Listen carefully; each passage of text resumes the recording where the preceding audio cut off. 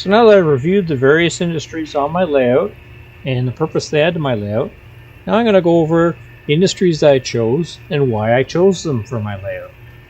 The industries that I chose for my layout were chosen due to the fact that either the resources existed in the area or it just was an industry that I felt fit on the train layout. And in some cases the industries are modeled after actual industries that existed, or they're similar to industries, or they're just freelanced. I started by doing research on the area from various sources.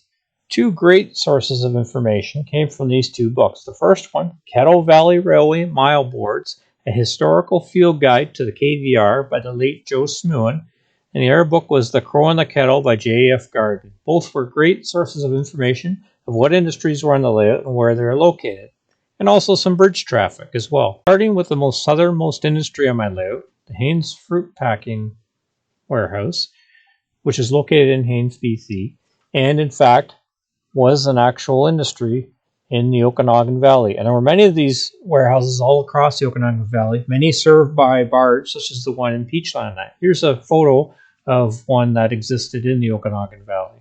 Moving to the furthest eastern industry on my layout, it's the Pope and Talbot sawmill.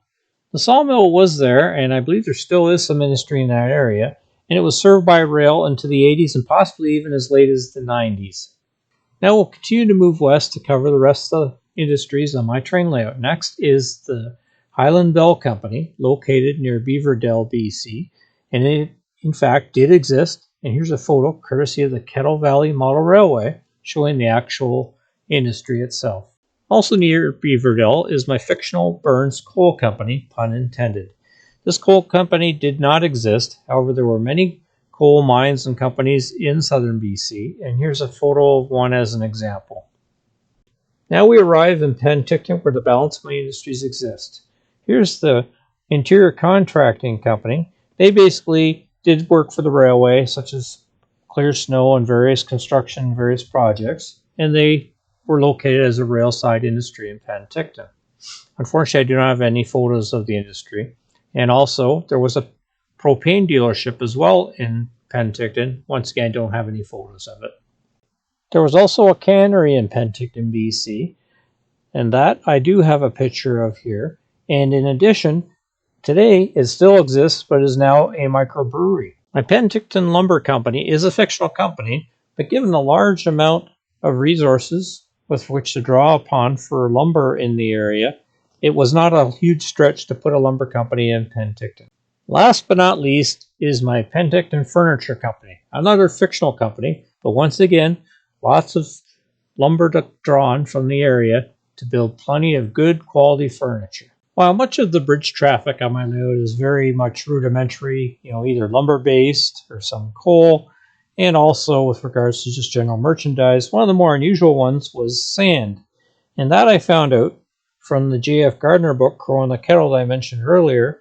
There's a nice photo in there by Barry Sanford of one of the last trains going up and over through Myra Canyon. And lo and behold, there's a hopper, and it's carrying sand.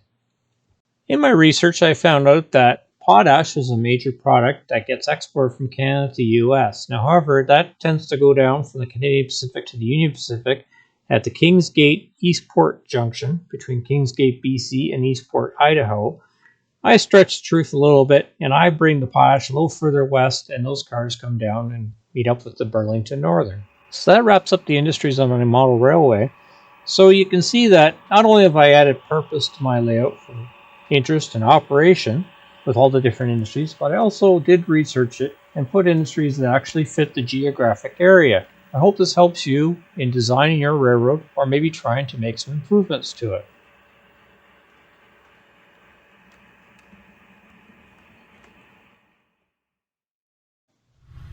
Thank you for watching this video.